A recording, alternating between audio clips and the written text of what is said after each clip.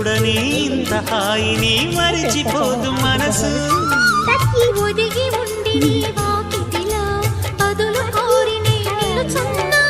దారి తెలియని చీకటిలో వెలుగు చూసి కాదంటానా.